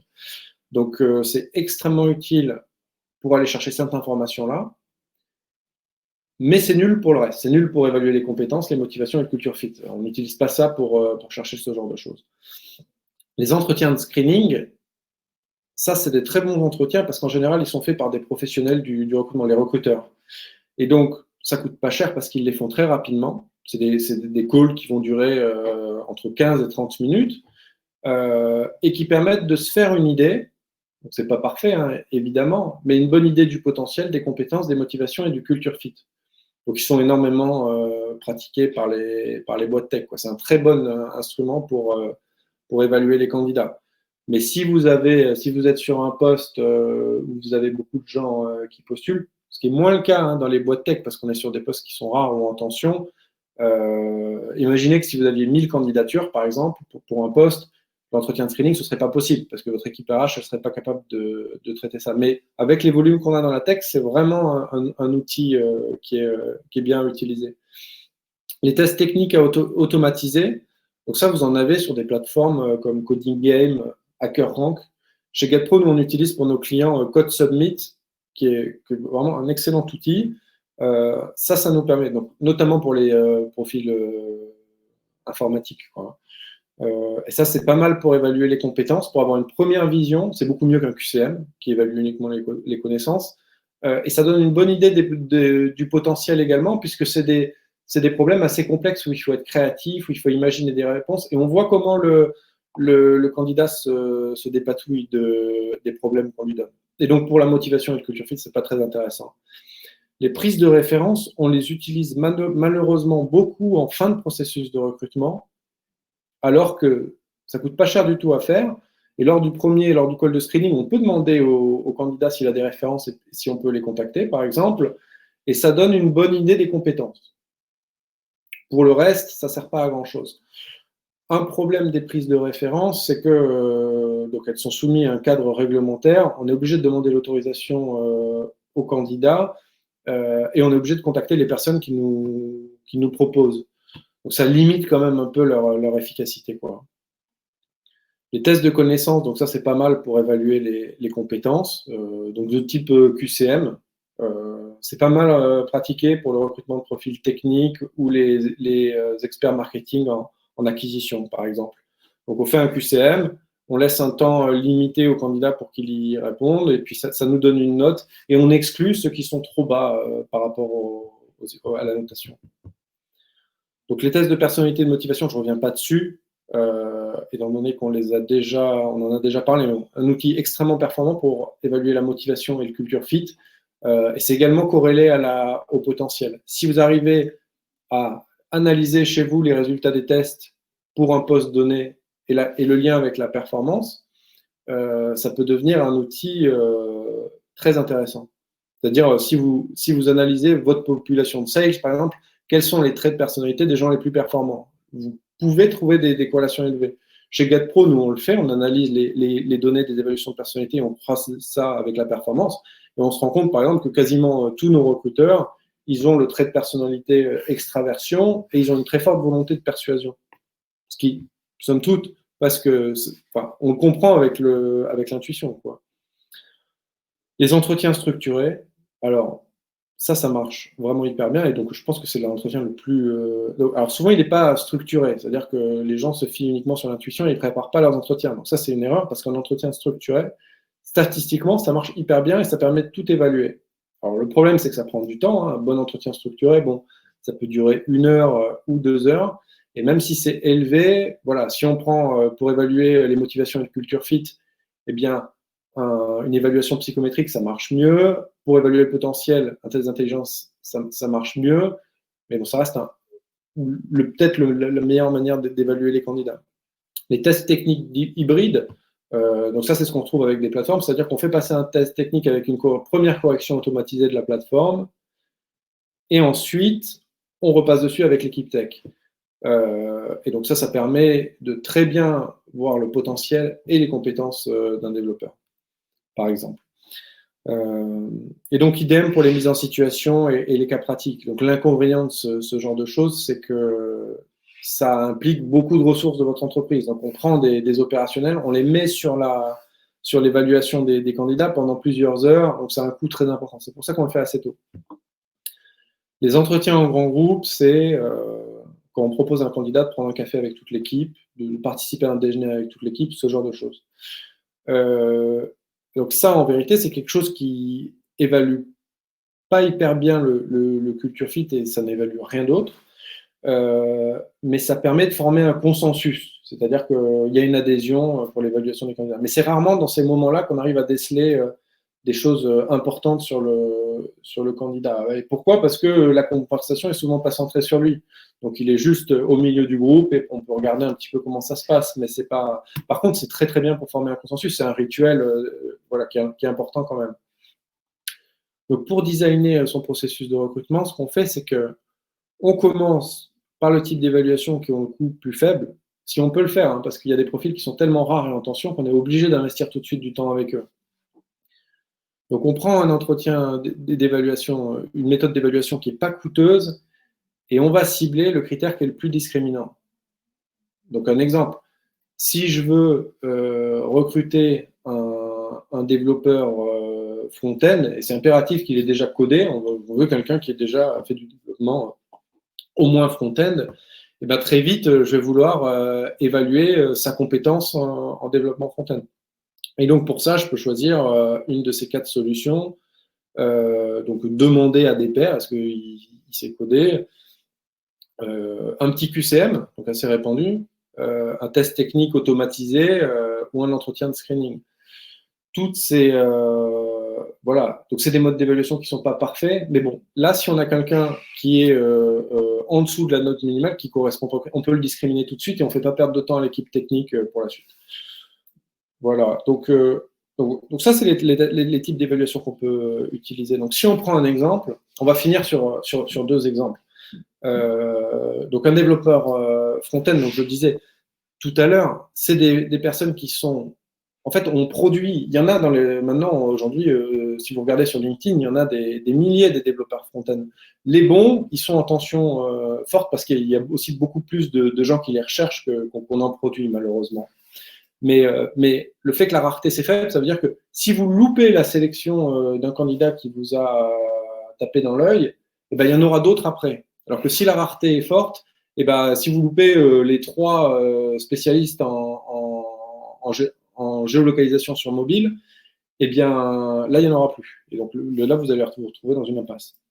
Bref, donc le développeur front-end, on peut aller le recruter. Une erreur qui est faite assez souvent, donc particulièrement en France, c'est d'associer grande école et intelligence. Vous avez beaucoup de gens, donc c'est ça on le voit en tant que cabinet, énormément de chances de gens qui vous disent bon ben moi je cherche un développeur front-end et je veux quelqu'un de smart, donc je veux quelqu'un qui a fait une grande école d'ingé, top 5 école d'ingé ou une grande école spécialisée en informatique. on réduit. Donc, les inconvénients, c'est qu'en effet, l'intelligence, elle est fortement. Enfin, les gens qui ont fait des grandes écoles, ils ont souvent des bons résultats avec les OTIG. Pas tous, mais souvent, plus fréquemment que la moyenne, beaucoup plus fréquemment. Mais se restreindre aux diplômés de grande école, ça fait que on va les payer plus cher. On va être sur l'autoroute, c'est-à-dire que tout le monde cherche les gens qui ont fait des grandes écoles, parce que c'est un raccourci qui est assez facile à faire. Et comme c'est des gens qui sont très sollicités, il peut y avoir des personnalités de type un peu diva, quoi, des gens qui sont très sollicités. Souvent, les gens qui sont diplômés d'écoles spécialisées en informatique, ils sont tellement sollicités qu'ils peuvent devenir un petit peu arrogants, quoi, parfois. Alors qu'au final, si vous dites, moi, ce que j'aime bien dans les diplômés de grande école, c'est que c'est des gens qui sont smart, c'est des gens qui ont fait des prépas, peut-être, et donc ils ont l'habitude de beaucoup travailler. Ça, il n'y a pas de problème. On sait le faire avec des évaluations psychométriques, mais sans passer forcément par les grandes écoles. On prend les gens qui ont des TIG élevés, et on ne s'interdit pas de faire rentrer des gars qui ont fait des grandes écoles dans le processus de recrutement. Ces personnes-là, on va leur faire passer le TIG également, comme ça on va pouvoir benchmarker. Et puisqu'on cherche des gens qui ont fait des prépas et donc qui sont supposés être travailleurs, on va chercher le trait de personnalité conscientiousness, qui est très connu pour être le trait de personnalité des gens travailleurs et qui est aussi très corrélé à la performance en entreprise. Et donc on peut prendre ces deux critères-là et dire au final, la formation, le parcours académique, c'est plus important. On va avoir des gens qui sont moins sollicités, qui sont moins chers et qui sont plus humbles, peut-être. Je ne dis pas que les gens de grande école sont forcément pas humbles. Et c'est ce que dit Elon Musk. Ici, c'est Gabriel qui m'a soufflé cette citation qui est un peu marrante. Il dit, à la fin de son tweet, Educational background is irrelevant, but all must pass hardcore coding test. C'est ça. On s'en fiche du diplôme. Après le processus de sélection, voilà, ça va être difficile. C'est le processus de sélection qui doit déterminer qui on recrute. C'est pas la formation initiale. Donc ce recrutement de développeurs front-end là. Comment on peut le designer? Donc, je proposais tout à l'heure le call de screening. Très bien fait en général parce que c'est des professionnels du recrutement qui le font. Donc, ils font des entretiens qui sont structurés. Et on peut coupler ça à un TIG. Pourquoi? Parce que ce qu'on voit, c'est que c'est important d'avoir les connaissances en React.js, Vue.js. Mais ce qu'on voit, c'est que les entreprises, une entreprise qui utilise AngularJS cette année, peut-être que dans 2 ans, elle sera passée sur une toute autre librairie JavaScript front-end. C'est des choses qui changent pas mal. Et donc, l'adaptabilité, je pense que c'est plus… Si quelqu'un qui a des bonnes bases en JavaScript et qui va être capable et qui va avoir un bon TIG, il va être très adaptable et sur le moyen terme, ce sera probablement plus performant que quelqu'un qui est très fort en React.js mais qui a un TIG faible. Donc, en début de processus, on n'investit pas beaucoup de temps sur des développeurs front-end, mais quand même, il faut un premier contact humain. Pourquoi? Parce que c'est des gens qui sont en tension. Et donc, il faut les séduire quand même. Et donc, on va utiliser un call de screening et un TIG. Ceux qui répondent correctement aux questions du call de screening, c'est-à-dire qui ne sont pas discriminés parce qu'ils n'habitent pas dans la ville où on est et si on n'autorise pas le télétravail, parce qu'ils ne parlent pas anglais s'il faut parler anglais, qui n'ont jamais fait de code s'ils doivent faire du code, et qui ont un TIG correct, on peut ensuite les envoyer à un test technique autocorrigé, qui va être un petit peu engageant pour eux, ça peut nécessiter 2-3 heures de boulot, mais peu engageant pour l'équipe technique. Et là, en fonction de la notation automatisée, donc ça nous permet d'aller plus loin dans l'évaluation des compétences techniques, on peut organiser donc un débriefing du test, où l'équipe technique est rentrée plus en détail dans le code, si les notes étaient suffisantes. Et ça va permettre de challenger également la manière de travailler de la personne dans une réunion et face à des feedbacks. Ça, c'est très important, feedback positif ou négatif. En parallèle, on peut faire une évaluation de la personnalité et des motivations. C'est très peu utilisé aujourd'hui dans les recrutements de profils techniques. Je pense qu'on vient aussi d'une période où ces candidats ils étaient tellement sollicités et tellement rares que tout ce qu'on pouvait enlever dans le processus de recrutement, on l'a enlevé. On s'est dit, ça, c'est pas grave. de toute façon, le développeur, il va rester dans son coin à développer. Et ça, c'est pas vrai, en fait, parce que ils travaillent beaucoup en équipe aussi, les développeurs. Ils doivent échanger avec des gens et ça marche mieux si vous arrivez à avoir une culture de groupe forte et si le mec, il est motivé parce que vous avez bien analysé ce qui pouvait lui plaire dans votre entreprise et que ça colle. Donc, à ce moment-là, en plus du débriefing, on peut lui proposer de faire un petit test de l'évaluation de la personnalité, des motivations, des comportements. Et ça dure 30 minutes maximum. Donc, c'est très peu engageant, en fait. Et ça va donner un matériel très utile pour l'entretien suivant. Donc, si la personne elle a les compétences techniques, si elle a le potentiel, ensuite, on va s'assurer qu'elle est motivée et qu'elle correspond à la culture de l'équipe. Et ça, si vous avez les résultats de son évaluation de personnalité, de comportement et de motivation pour préparer l'entretien du CTO, donc là, qui peut être accompagné de la RH, parce qu'en général, c'est cette personne-là qui va avoir l'expertise dans la lecture de tel rapport, et bien vous allez pouvoir faire un travail qui est extraordinaire dans l'évaluation des candidats sur ces points-là. Et donc, ils sont vraiment très peu évalués et ça vous évite d'avoir des gars qui partent au bout de 6 mois ou 8 mois parce qu'ils ne se sentent pas bien, ou parce que vous n'avez pas bien compris que, en fait, lui, son projet, il était tout autre que celui que vous lui proposez, quoi. Et enfin, pour remporter l'adhésion de l'ensemble des collaborateurs, c'est assez. Et également pour finir de séduire le candidat, vous pouvez l'inviter à un pot d'équipe.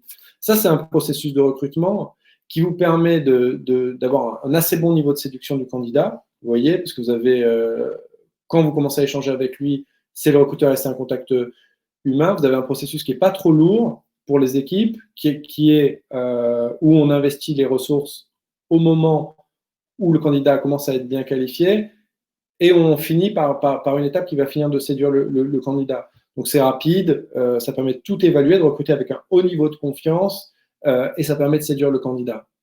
Donc ça, pour moi, c'est un très bon processus de recrutement pour un développeur front-end.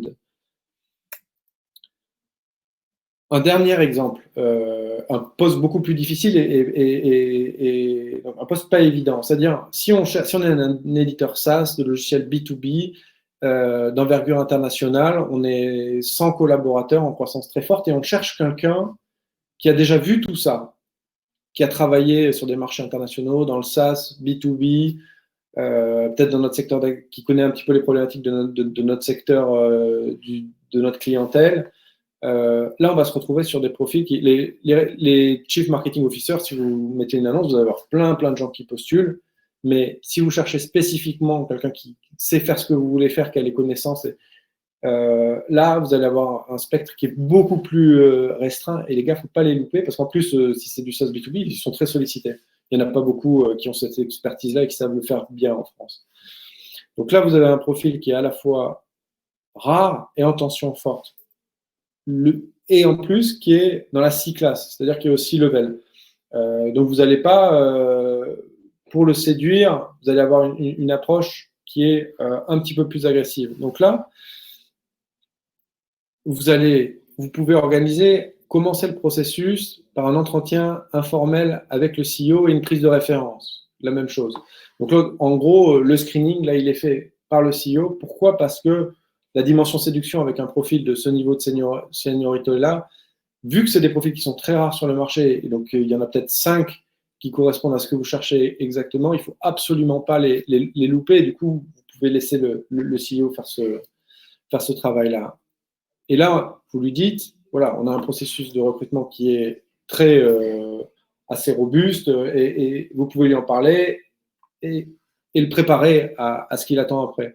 Parce qu'après, vous pouvez lui faire un cas pratique, un test d'intelligence et un test de personnalité et de motivation. Alors, je sais qu'il y en a qui ne sont pas à l'aise sur les profils de très haut niveau par faire passer un test d'intelligence. Voilà, vous pouvez l'enlever si vous pensez que le track record est suffisant pour qu'on en déduise l'intelligence. Voilà, moi je ne recommande pas de faire ça, mais bon, vous pouvez le faire évidemment. Les cas pratiques pour ce genre de profil, c'est des cas pratiques qu'on fait en plusieurs étapes, c'est-à-dire collecte d'informations, le candidat travaille chez lui la solution au problème qui lui a été présenté, et ensuite, ce qui est très bien, c'est de lui faire présenter les résultats de son travail devant les collaborateurs avec lesquels il va travailler et des membres du management.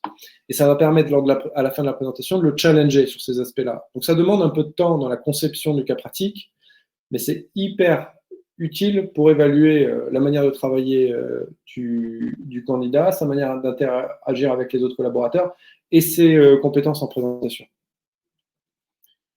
Une fois que ces étapes sont faites, si le candidat est retenu jusqu'ici, vous allez pouvoir utiliser ce que vous avez trouvé dans l'entretien de personnalité et de motivation. Vous l'avez utilisé peut-être lors de la présentation à la fin pour aller le chahuter un peu dans les questions, mais lors des entretiens finaux pour valider. Donc déjà, il va sans doute vous demander, un bon candidat sur ce type de poste va vous demander à rencontrer les personnes qu'il va manager, avoir des échanges directs avec eux. Ça va se passer, et également à parler aux autres membres du comité exécutif, à la CICLAS. Et ensuite, vous pouvez le poser. Et donc, vous avez un processus de recrutement qui vous aura permis de voir l'ensemble vous aurez la prise de référence, vous aurez une idée de la manière de travailler de la personne à travers un cas pratique. Vous aurez eu une idée de son potentiel, une information en plus grâce à un TIG. Vous aurez analysé sa personnalité et motivation. Vous aurez eu des échanges avec les principaux collaborateurs avec lesquels il va travailler. Vous aurez vu ce skills en présentation.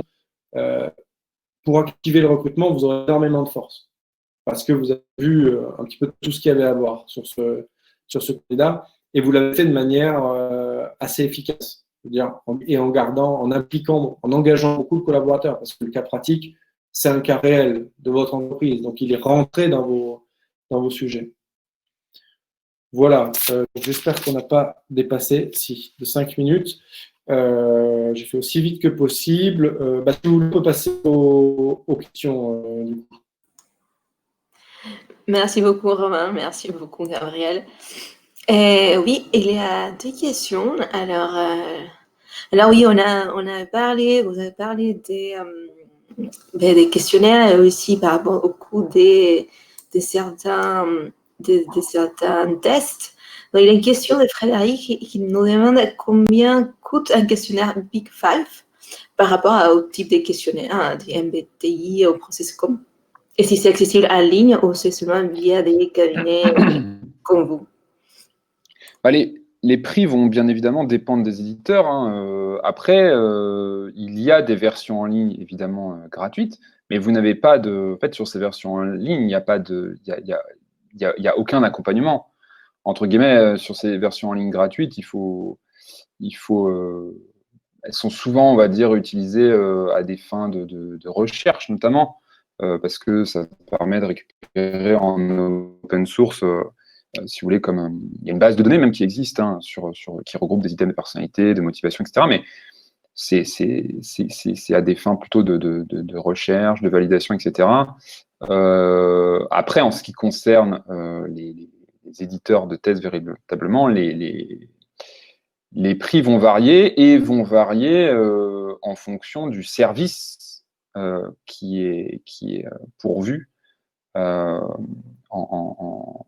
parallèle à la distribution du test lui-même. Et donc, voilà, aujourd'hui sur le marché, il y a des plateformes qui proposent du SaaS derrière, qui est une vraie plateforme de service avec des features, des fonctionnalités analytiques avancées à la suite du test, avec leur propre lot d'interprétation, etc., d'output, d'interprétation numérique, etc., chiffrée, voilà. Et vous avez aussi des plateformes qui sont simplement des plateformes, on va dire, de distribution de tests, qui ne proposent pas de service vraiment dédié derrière, mais dans tous les cas, ce sera payant aussi. Mais les prix varient vraiment. Enfin, je ne peux pas vraiment donner même ne serait-ce qu'une moyenne ou une range. Il faut un petit peu. Au maximum, un test. Ok, merci. Ouais, vas-y, peut-être toi, tu as Au maximum, c'est 200 € quoi, hein, pour une évaluation de. Ouais, ça, maximum, ouais. Maximum. Et en fonction, après, c'est en fonction des volumes, quoi, mais ça descend jusqu'à. Ça dépend, ouais. Maximum de 100 € et avec un volume qui est supérieur à 50 ou 100 tests annuels, je pense qu'on se dirige vers les 50 € par test, quoi. Ouais, c'est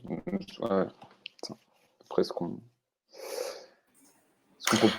proposait aussi. Et puis, j'ai vu une deuxième question, moi, personnelle, qui était de la même personne, qui était comment faire augmenter les résultats de 25%. Alors, je me permets juste parce que j'ai vu cette question. Et en fait, je pense qu'il y a une petite confusion sur cette question-là. En fait, c'était quand je présentais l'exemple qui était fait entre corrélation et enfin sur les corrélations entre performance et résultats au test.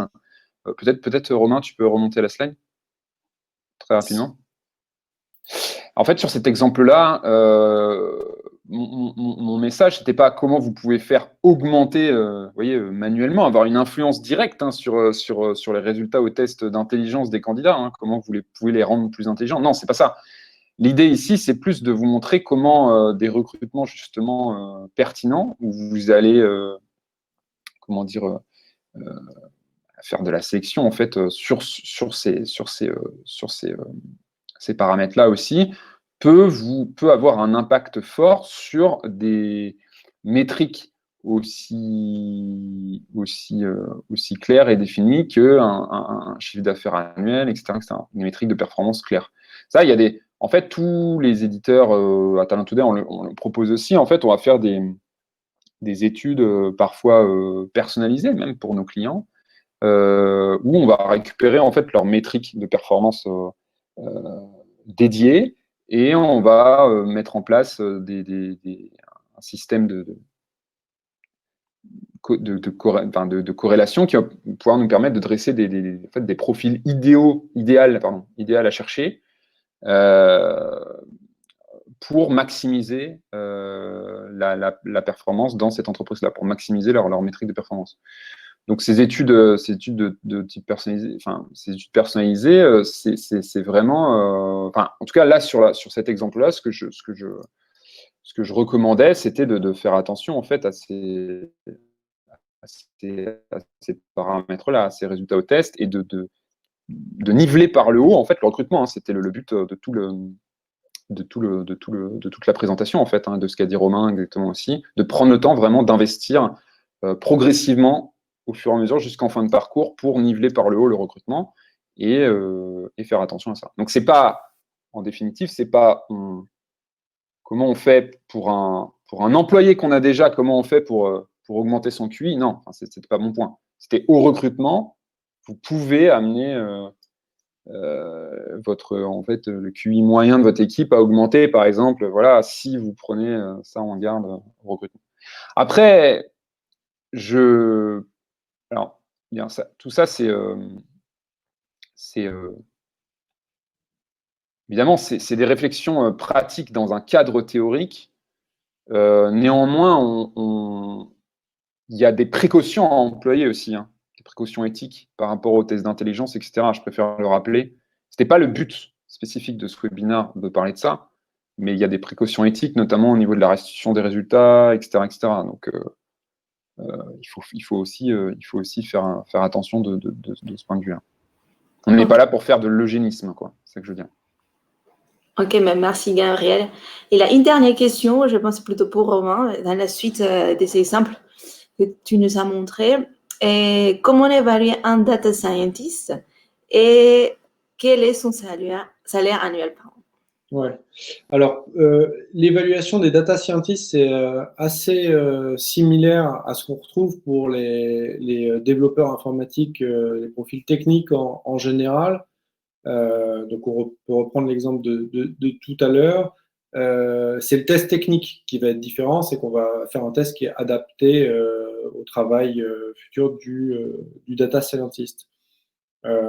Et donc là, pour ça, il y a plusieurs solutions. Soit vous avez les ressources en interne, des gens qui sont capables de concevoir un test, soit vous passez. Donc nous, on a un réseau de data scientists seniors qui conçoivent des tests pour nos clients, qui leur permettent de les évaluer. Et concernant le salaire annuel d'un data scientist, donc bon, ça dépend de son niveau de seniorité, quoi, et de ce qu'il va faire concrètement. Mais si on prend quelqu'un qui a 2 ans d'expérience, et ça pour le coup, c'est des profils sur lesquels, en plus du potentiel, on va aller chercher des gens qui ont des bases solides, plus que des bases en mathématiques. Et donc, ça, c'est typiquement des gens qu'on va aller chercher dans des grandes écoles d'ingénieurs. Donc, si on prend un diplômé d'une très grande école d'ingé avec 2 ans d'expérience, eh bien, on va se retrouver autour de 55 000 € brut annuel. Je ne sais pas si ça répond à votre question. Ouais, ben merci Romain.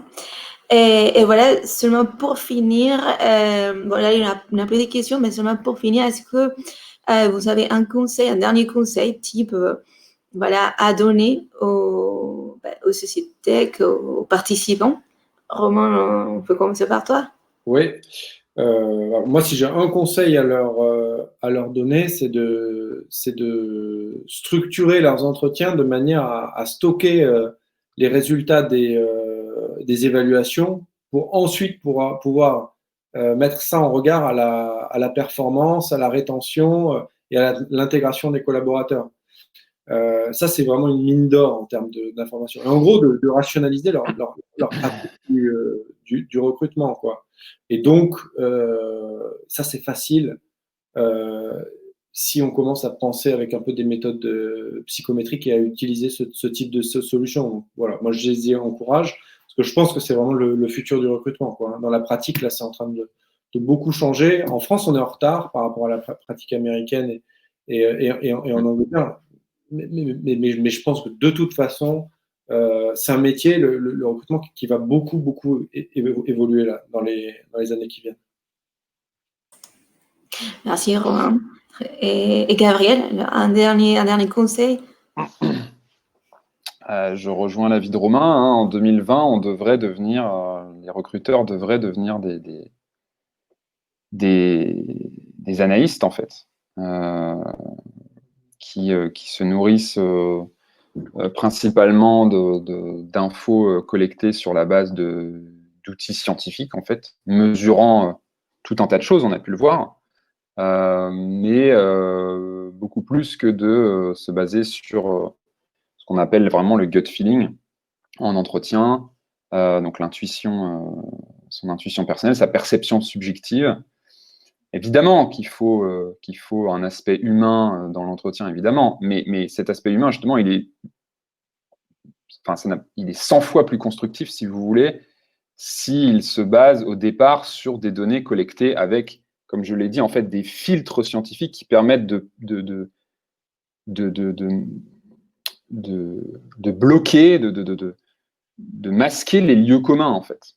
Parce que c'est tellement facile de tomber en fait dans des lieux communs, comme l'a dit Romain tout à l'heure, entre détermination, opportunisme, chacun a sa définition, etc. Donc en fait, si on se réfère à un modèle simple, c'est beaucoup plus facile de procéder.